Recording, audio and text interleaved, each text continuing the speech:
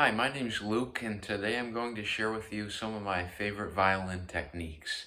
So to start off with, we have pizzicato or plucking, which is a pretty common technique you've probably heard at some point. Um, so you can do that a few different ways. So the first way's holding your bow like normal, and you kind of just grip the string with your index finger and just release.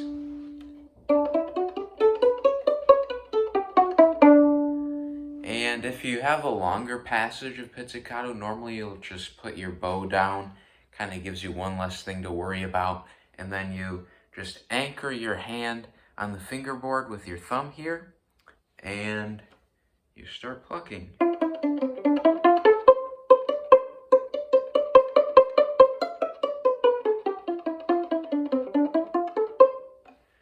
And there's also another way to pluck on the violin, which is a little bit less common, a little more challenging, which is the left hand pizz. And that's normally you'll use your third finger to do this, and it's just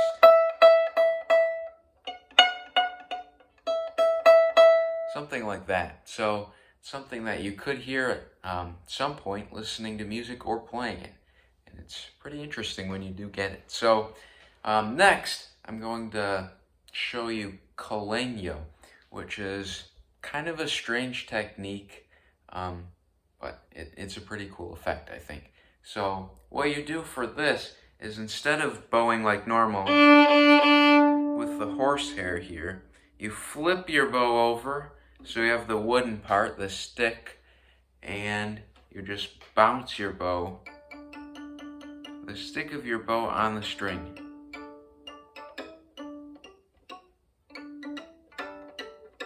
Something like that.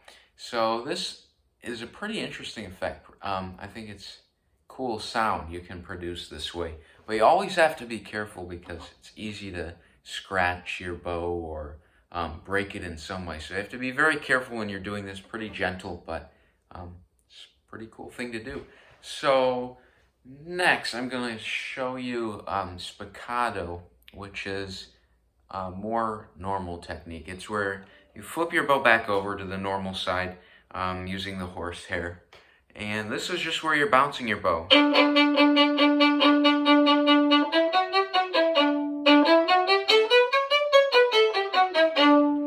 And when you're doing this, you want to let gravity do the work for you.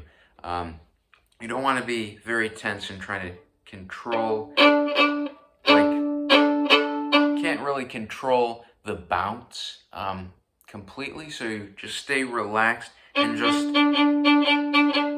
kind of brush the string and let the bow just naturally fall.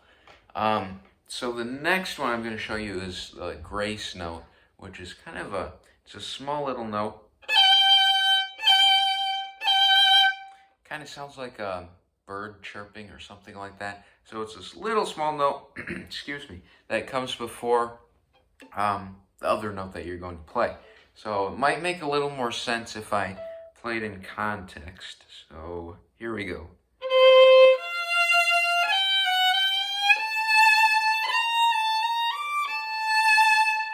So that way, by just kind of flicking the fingerboard almost with one of your fingers, you get that cool little chirping sound, which is a grace note. So next, I'm going to show you the double stop, which you've probably heard if you've ever heard an orchestra tuning or something like that. It's just where you're playing two strings at once. And you can play any notes you want.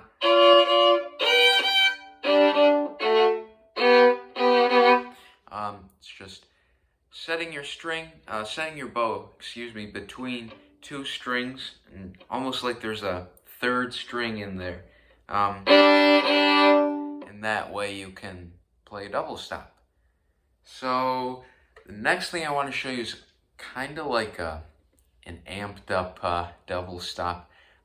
It's called a chord, where you play more than two notes at the same time or very close to the same time. So here's one.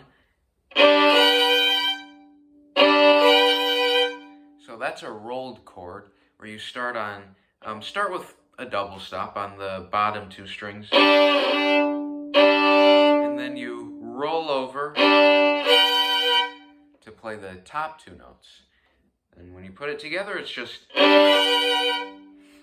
And another kind of cool thing you can do is if you want to play three notes basically at the same time without that rolled effect, you can press your bow down.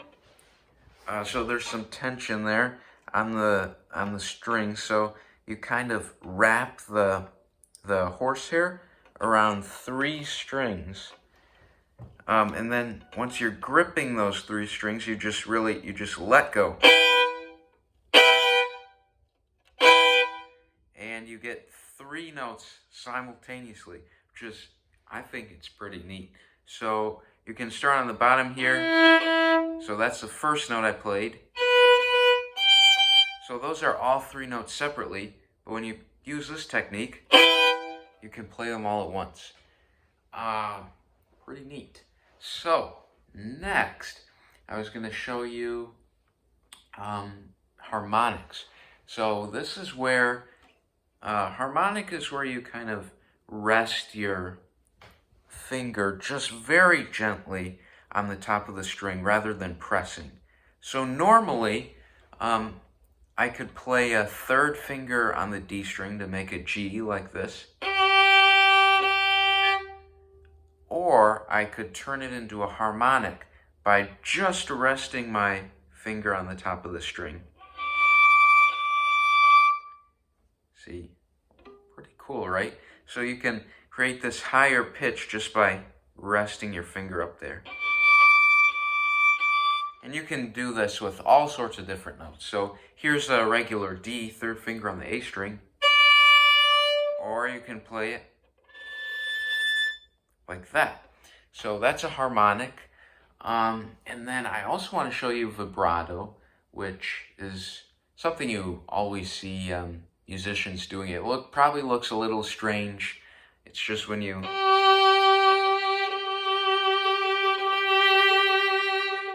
move your hand back and forth like that. So what it's doing is changing the pitch really quickly. So we have this G here. We can also play kind of like a more flat sounding G, a little lower in pitch. And then we can do the same thing, play a little sharper G, which is higher in pitch. And vibrato just kind of meshes all these together.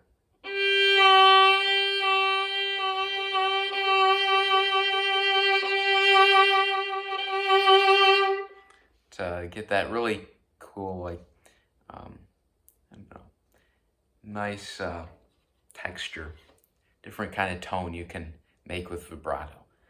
So what I wanted to do now is put all of this together and play a part of one piece, and maybe we can make this into kind of a game. So if you try to guess all the techniques that are in this piece, that's kind of the object of the game.